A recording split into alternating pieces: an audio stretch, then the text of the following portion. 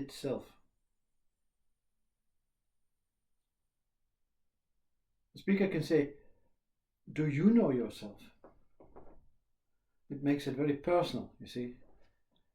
A very personal kind of invitation. Do you know yourself? What knows itself? Not so personal. The mind, in both of these receiving quotes, it behaves differently. Do you know yourself? Yes. You don't even have to recall the information from the brain. You don't even have to memorize. I don't memorize. What do I have to memorize? Memorize. Oh yes, my name. Yes, I know myself. Yes, yes, yes, I know myself. Yes, it's automatic, spontaneous, instinctive. When you say what knows itself, what is he talking about? Who is he talking about? It's not me, it's a secondary source. What knows itself? Both questions or statements are to you. There's one that is accepted by ego. Do you know yourself? Ego. Yes, my name. My name is this. I am here. This is my story. I am this that you're talking to. What knows itself? Immediately thrown out by the ego. Watch this. This is a very suspect question. Let's put the emphasis on that, what is not me. Let's put it on whatever it is the speaker wants to discover. The speaker's saying, no, it's about you. What's the difference? The difference is the ego wants separation. The ego wants to be different. It wants to be personal. It wants to be me. It wants to be one with that, what it knows.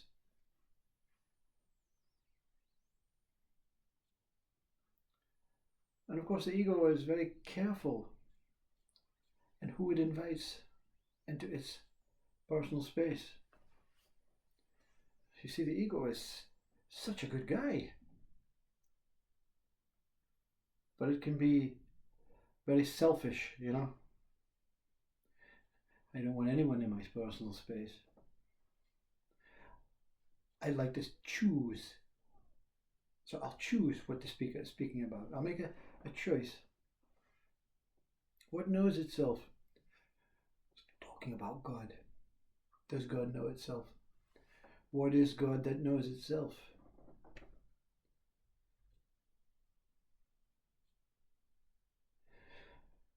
No one else is called what? You see, you don't say, the teacher doesn't say in class to the children, what knows the answer? Teacher says, who knows the answer? If it's what, the children say,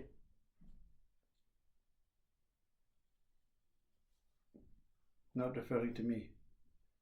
So, teacher's saying something else apart from you kids knows the answer. What knows the answer? What knows the answer? And what knows the answer?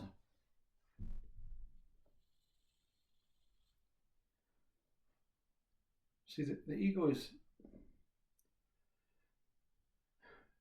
acceptable, it's okay. It wants to create its place, its presence, its position. And that's part of life. And it's a very important part of living.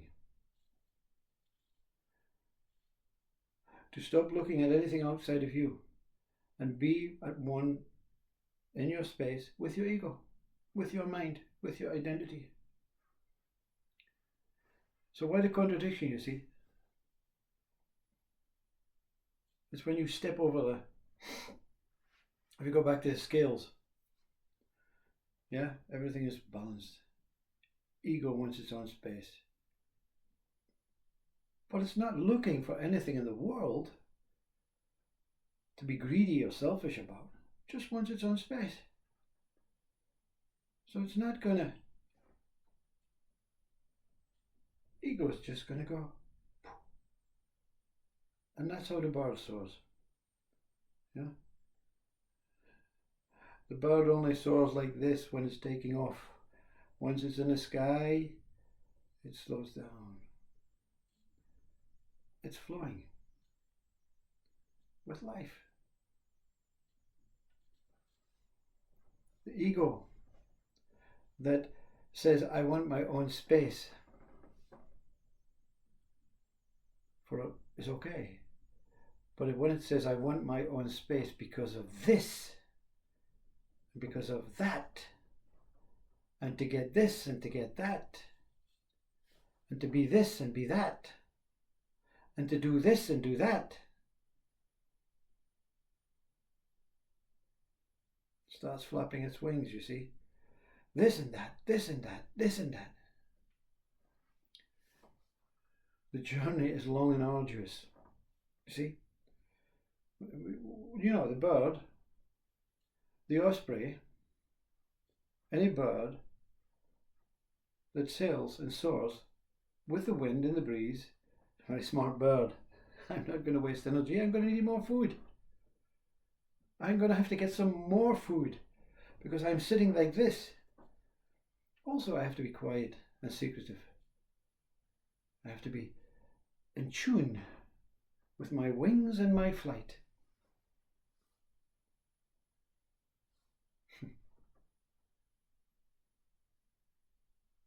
So the ego that wants its own space is fine. I just want to be myself. No, it's not saying, I want to be myself because of this and because of that, and this is very important, and if I don't do this, I will have to put up with that, and I don't want to put up with that because this will come, and this will be a real pain in the ass, and everything will go all over the place, and I won't be in control of this and that.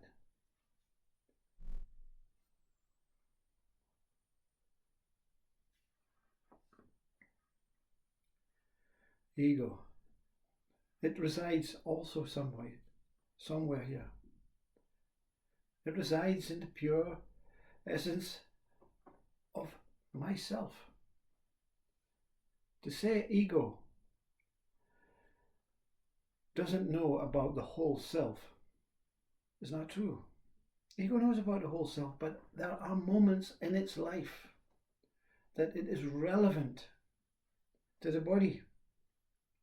It is relevant to the universe. It's relevant to consciousness. I just want to be in my own space. You know, I'm not against what is taking place. I just want to cozy up in my duvet and just shut my eyes. I don't want to go to sleep. I just want to be in my own self. I just want to be quiet. I just want to be away from my flapping self. I just want to soar. Actually, I want to be the osprey that doesn't move, witnessing the birds, the fish. So much control from the osprey. No effort. No effort. Using the dynamics of the wings, the dynamics of the body, the atmosphere, the air, the wind, the consciousness, the Newton's gravitational pull, the universe's, effect. Just waste. Making no effort. It appears to the human to say, wow, it must have strong wings. All the forces in what is taking place comes together, and the osprey itself doesn't know it's an osprey.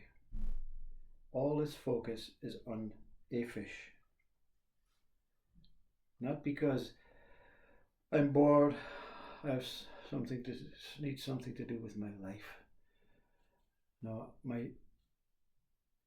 little osprey children need fed, or I need fed.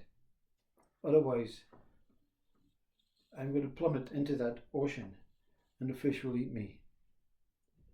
It's a case of survival, you see.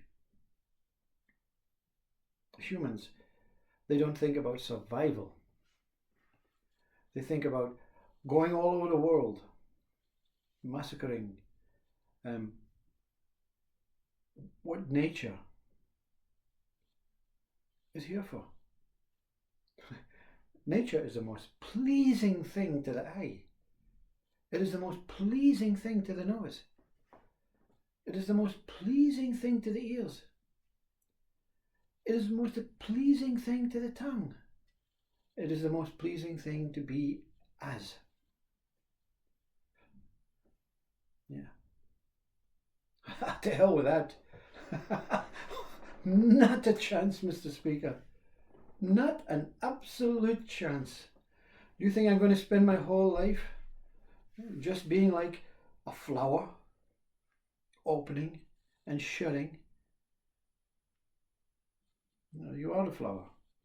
At night, you shut. In the morning, you open. But you're in a damn hurry to shut. You see, I've got so much to do before I shut. And the more you think about time, the more you think about, I have so much to do, the shutting comes real early. You know, that day, so much to do. Oh my God, is that the time? It's bedtime already. I didn't get enough done, and I can't even remember what I did. But I'm tired, so it must have been good. No.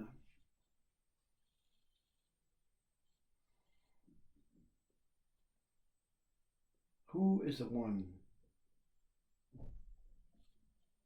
Who is the one that doesn't see ego as separate, doesn't see soul as separate, doesn't see spirit as separate, doesn't guess and speculate, I think I have a soul.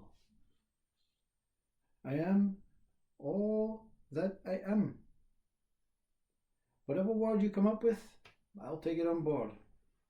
I will be it, but I won't be it in a simultaneously time sequential way. I want to be it all now.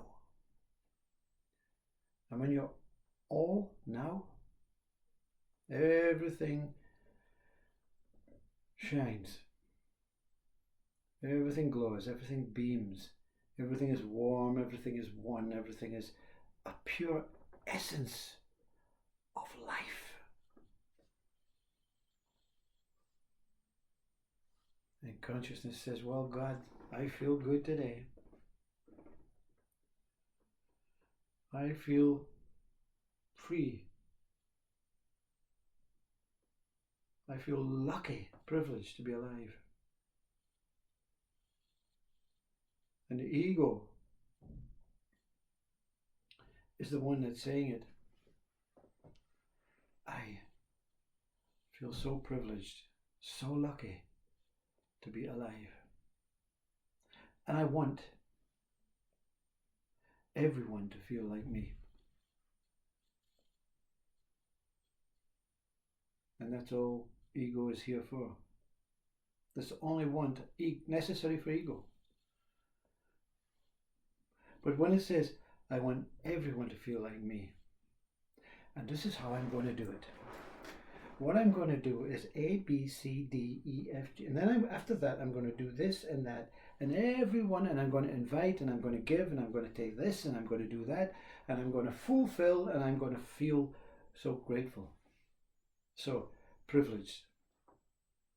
You're already that, you see. I feel so lucky just to be alive. Why does the ego have to feel inadequate about what the guidelines say, what the history books say, what the manifesto of governing bodies say. You can't feel good. You can't feel good. You haven't done enough. You haven't done enough. You know, we're not trying to be harsh on you. We're just telling you, you haven't done enough. You have to keep going. No, keep going. Yeah. We love you. But keep going. Okay. Yeah, thank you. Cut. And they believe me. These fools believe me. Now, where am I going now? Into my yacht. Namaste.